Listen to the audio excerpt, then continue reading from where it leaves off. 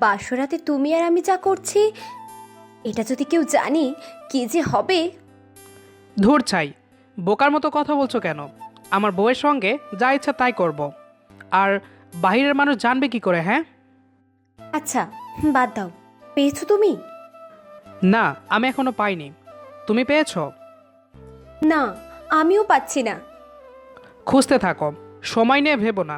আমাদের হাতে এখন সময় আর সময়। বউ আমার দিকে তাকিয়ে মুচকি হেসে আবারও ফোনের স্ক্রিনের দিকে তাকিয়ে খুঁজতে লাগলো পয়সাওয়ালা ছেলে। হোক সেটা বিবাহিত কিংবা অবিবাহিত, অথবা অন্য কিছু, শুধু 2 লাখ টাকা দেওয়ার মতো ক্ষমতা থাকলেই হবে। এমন পরিকল্পনা আরও মাসখানেক আগেই করা হয়েছিল আমার ও রিমির মাঝে। রিমির সঙ্গে আমার সম্পর্ক 2 মাস আগে থেকে। প্রেম করেই বিয়েটা করেছি, কিন্তু আমাদের দুজনেরই বাইকে ঘুরে বেড়ানোর শখ প্রচণ্ড। সমস্যাটা হচ্ছে, বাইক কেনার মতো ক্ষমতা আমার নেই। মাসখানেক আগে রিমিকে বিষয়টা দুষ্টমির ছলে মজা করেই বলেছিলাম, কিন্তু রিমি বিষয়টা গুরুত্ব সহকারে ভেবে দেখেছে এবং নিজ থেকেই এমন কাজ করার আগ্রহ প্রকাশ করেছে। রিমি কাজটা তখনই করতে চেয়েছিল, অর্থাৎ মাসখানেক আগে, কিন্তু আমি করতে দেইনি। নিজের ওপর যেখানে ভরসা করতে পারি না, অন্যের ওপর কিভাবে ভরসা করি? দেখা যাবে অন্যের সঙ্গে প্রেমের অভিনয় করতে গিয়ে সত্যি সত্যি প্রেমে পড়ে গেল, তখন কি হবে আমার? এখন ভয় নেই, রিমিকে নিজের বানিয়ে নিয়েছি। তাই সময় অপচয় না করে বাসরাতেই মুরগি খুঁজতে লাগলাম, যে কিনা 2 লক্ষ টাকার ডিম পারবে, এবং সেই ডিমের বিনিময়ে আমি পেয়ে যাব আমার স্বপ্নের বাইক। রিমি বলল, দেখ তো, এই ছেলেটা কেমন। মনে হচ্ছে ছেলেটার বাবার অনেক টাকা আছে, নিজের ইচ্ছে মতো খরচ করতে পারে। কই দেখি। না না, এ ছেলেকে দিয়ে হবে না, অন্য কাউকে খোঁজো। কেন, কি হয়েছে? এই ছেলের সমস্যা কি? বড় লোক তো, দেখতেও তো হ্যান্ডসাম। হ্যাঁ, এটাই সমস্যা, ছেলেটা হ্যান্ডসাম। এমন ছেলের পেছনে অনেক মেয়েরাই ঘুরঘুর করে। তোমার মতো সুন্দরী মেয়েকে পাত্তা দিলেও তোমার পেছনে টাকা অপচয় করবে না। এ ছেলেকে বাদ দিয়ে অন্য কাউকে খোঁজো। রিমি একটু রাগ হয়ে বলল, এই নিয়ে যতগুলো ছেলেকে দেখিয়েছি, একটাকেও তোমার পছন্দ হয়নি, ভাল লাগে না আর। কথা কম বলে অন্য কাউকে খোঁজো। আমি বোকা হতে পারি, কিন্তু অতটা বোকা নই। রিমি এই নিয়ে যতগুলো ছেলে দেখিয়েছে সবগুলোই হ্যান্ডসাম, দেখতে সুন্দর। আমি কোনো রিস্ক নিতে পারবো না। এমনিতেই কাজটা ঠিক হচ্ছে না, তার ওপর যদি বাইকের আশায় রিমিকেও হাতছাড়া করতে হয়। তাই কোনো হ্যান্ডসাম ছেলে আমার এমন পরিকল্পনায় অন্তর্ভুক্ত নয়। এই তো পেয়েছি মনের মতো একজনকে। আমি বললাম, রিমি রিমি, পেয়েছি পেয়েছি, এই দেখো। রিমি আমার হাত থেকে ফোন নিয়ে প্রোফাইল পিকচারে দেওয়া ছবিটা দেখেই মুখের অঙ্গভঙ্গি পরিবর্তন করে ফেলল, যেটা দেখেই বোঝা যাচ্ছে ছেলেটাকে পছন্দ হয়নি রিমির। আমার মুখে ফুটে উঠল আনন্দের হাসি। রিমি কিছু সময় প্রোফাইল ঘেঁটে দেখে বলল, কেমন যেন দেখতে, এই লোকের কাছ থেকে মনে হয় না নিতে পারবো। ধুর ছাই, ওইসব তোমার ভাবতে হবে না। না নিতে পারলে নাই, অন্য কাউকে খুঁজবো আমরা। এই ছেলেকে ট্রাই করে দেখতে সমস্যা কি? তারপরও রিমির কথায় ভুরুক্ষেপ না করে হাত থেকে ফোনটা নিয়ে সঙ্গে সঙ্গে ফ্রেন্ড রিকোয়েস্ট দিয়ে মেসেজ পাঠিয়ে দিলাম। ভাইয়া কেমন আছেন? আমি আজ নতুন অ্যাকাউন্ট খুললাম, প্রথমেই আপনাকে পেলাম। আপনার নাম দেখে চিনতে পেরেছি, কিন্তু ছবি দেখে মনে হচ্ছে অনেকটা বদলে গেছেন। এখন আপনাকে দেখতে আগের চেয়ে ভালোই লাগছে। মেসেজ পাঠিয়ে দিয়েছি, এখন শুধু রিপ্লাইয়ের অপেক্ষা। এমন এক মুরগি খুঁজে বের করতে আমার ও রিমির 2-4 ঘন্টা সময় লেগেছে, অথচ মুরগির 4 সেকেন্ডও সময় নিল না ফাঁদে পা ফেলতে। মনে হচ্ছে ছেলেটা অপেক্ষায় ছিল এমন একটা মেসেজের, আর মেসেজ পেয়েই সঙ্গে সঙ্গে রিপ্লাই।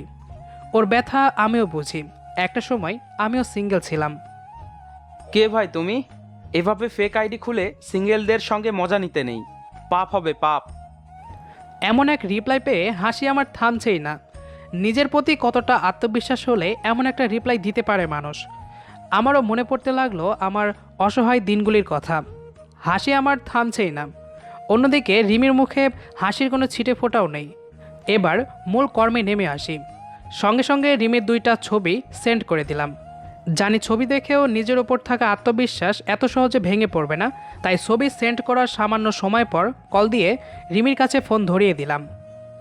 3 সপ্তাহ পর, শোনো, ভাইয়া না আমাকে সন্দেহ করছে। ভাইয়া প্রমাণ ছাড়া কিছুই করবে না। যেদিন প্রমাণ পেয়ে যাবে সেদিন যে আমার কি হবে। কেন, কি করবে? তোমাকে তো বলেছিলাম এখানে আমার আপন কেউ নেই, সবাই সৎ। সৎ ভাই এখন যে পরিমাণ নির্যাতন করে, যদি জানতে পারে আমি কারোর সাথে ফোনে কথা বলি, রিলেশন করি, তাহলে হয়তো আমাকে মেরেই ফেলবে। কিন্তু মেরে ফেলার আগে আমার শরীরে থাকা মূল্যবান যা কিছু রয়েছে বিক্রি করে পাওনা পরিশোধ করবে। রিমির এমন কথা শুনে মুরগি উত্তেজিত হয়ে বলল, কি বলছো এসব? এমনটা কেউ করে নাকি? আর পাওনা পরিশোধ করবে মানে? কিসের পাওনা? থাক, ওটা তোমার জানতে হবে না। দেখো রিমা, আমার কাছে তুমি কিছু লুকাবে না। আমাদের সম্পর্কের শুরুটা হয়েছিল ভুল বোঝাবুঝি দিয়ে, কিন্তু এখন আমরা একে অপরকে ভালোবাসি। তোমার ভালো মন্দ জানার অধিকার আমি রাখি। সত্যি করে বলো, কিসের পাওনা? আমি ফোন রাখছি, ভাইয়া চলে এসেছে, মনে হয় দেখে ফেলেছে আমাকে। Hello hello Rima. সঙ্গে সঙ্গে ফোন কেটে দিলাম আমি।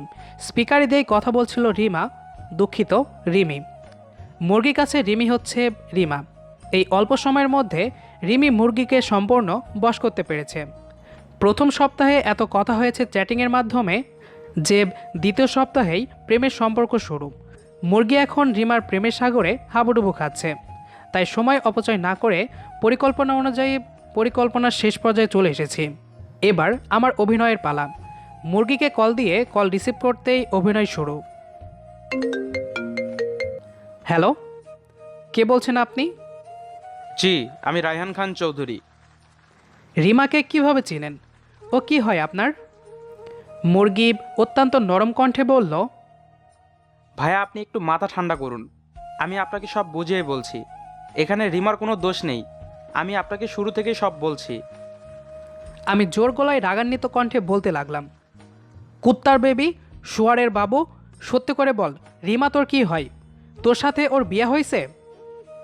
না ভাইয়া, না, আপনি ভুল ভাবছেন। রিমার সঙ্গে আমার বিয়ে হয়নি। আমরা একে অপরকে ভালোবাসি।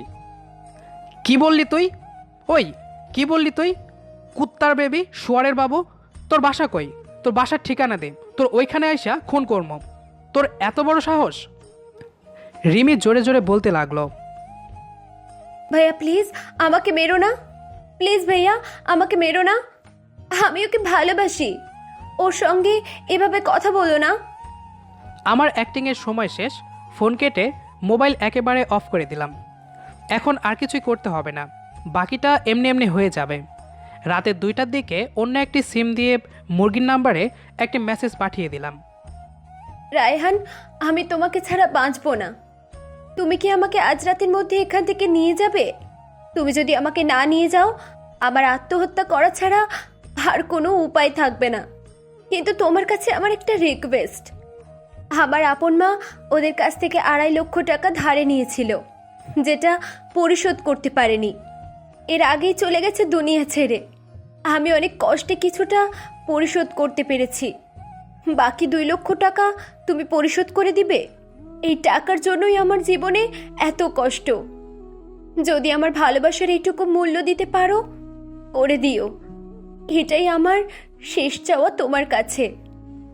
মেসেজ সেন্ড করার কিছু সময় পর মুরগি রিপ্লাই দিল। তুমি মেসেজ দিলা বলে আমি মেসেজ দিচ্ছি, কল দিচ্ছি না। হয়তো এতে করে তোমার বিপদ বেড়ে যাবে। আমি চট্টগ্রাম এয়ারপোর্টে আছি, প্লেনে করে ঢাকা আসছি। বেশি সময় লাগবে না। আমি তোমাকে ওদের কাছ থেকে একেবারের জন্য নিয়ে যাব। তুমি কোনো চিন্তা করো না। 2 লাখ কেন, 4 লাখ দিতেও আমার কোনো অসুবিধা নেই। যদি বাসা থেকে বেরিয়ে আসতে পারো তাহলে ঢাকা এয়ারপোর্টে অপেক্ষা করো আমার জন্য। আর না হয় তোমার বাসার ঠিকানা দাও, আমি তোমার বাসায় আসব। খেল খতম। এবার শুধু হাতে টাকা পাবার পালা। কিছুটা আক্ষেপ হচ্ছে মুরগির মেসেজ দেখে। কেন যে 2 লক্ষ টাকা চাইলাম? মুরগি তো 4 লক্ষ টাকা দিতেও দ্বিধাবোধ করতো না। ভাগ্যে যেটা আছে সেটাই বেশি। আনন্দে রিমিকে জড়িয়ে ধরতে চাইলাম, কিন্তু রিমি রুম থেকে বেরিয়ে বারান্দায় চলে গেল। হয়তো এতদিন কথা বলেছে, এখন টাকা নিতে সংকোচবোধ করছে। যাকগে, টাকা পেয়ে যখন বাইক নিয়ে আসবো তখন সব ঠিক হয়ে যাবে। আক্ষেপ না করে ঘুমিয়ে পড়লাম আগামী দিনের অপেক্ষায়। রিমিকে প্রথম যেদিন দেখেছিলাম আজ ঠিক তেমনটাই লাগছে দেখতে। স্কুল ড্রেস পরিহিতা, রিমিকে অসম্ভব সুন্দরী দেখায়। ট্রেনের অপেক্ষায় অপেক্ষমান আমি আর রিমি রেলওয়ে স্টেশনে। এই তো ট্রেন চলে এসেছে। রিমির হাত ধরে বলতে লাগলাম, রিমি, তুমি ওর কাছ থেকে বাইক নিয়ে সোজা আমার কাছে চলে আসবে, অন্য কোথাও যাবে না। তুমি ছাড়া আমার জীবনে অন্য কোনো কিছুর মূল্য নেই। যদি বাইক না দেয়, তুমি সময় অপচয় না করে সোজা আমার কাছে চলে আসবে, কেমন? আচ্ছা ঠিক আছে, তুমি চিন্তা করো না, আমি চলে আসব। আর হ্যাঁ, নিজের যত্ন নিও। এই বলেই রিমি দৌড়ে যেতে লাগলো। রিমিকে এভাবে দৌড়ে যেতে দেখে আমার মাথা কাজ করছে না। এভাবে দৌড়ে যাচ্ছে কেন? মনে হচ্ছে আমার কাছ থেকে পালিয়ে যাচ্ছে। আর শেষের কথাটা কি বলল, নিজের যত্ন নিও, এর মানে কি? রিমি কি আমাকে ছেড়ে ওই ছেলের সঙ্গে চলে যাচ্ছে? আমি চিৎকার করে ডাকতে লাগলাম, রিমি যেও না, রিমি দাঁড়াও, আমাকে ছেড়ে যেও না। সঙ্গে সঙ্গে ঘুম ভেঙে উঠে বসে পড়লাম। ঘেমে মুখ বেয়ে ঘাম ঝরছে আমার। এটা তাহলে স্বপ্ন ছিল? না, আমার টাকা লাগবে না, আমার বাইক লাগবে না, সব বাদ। আমি শুধু রিমিকে নিয়ে থাকতে চাই। পাশ ফিরে তাকিয়ে দেখি রিমি নেই, বিছানা ফাঁকা। রিমি বলে জোর গলায় ডাক দিব, অমনি বাথরুম থেকে বেরিয়ে এলো রিমি।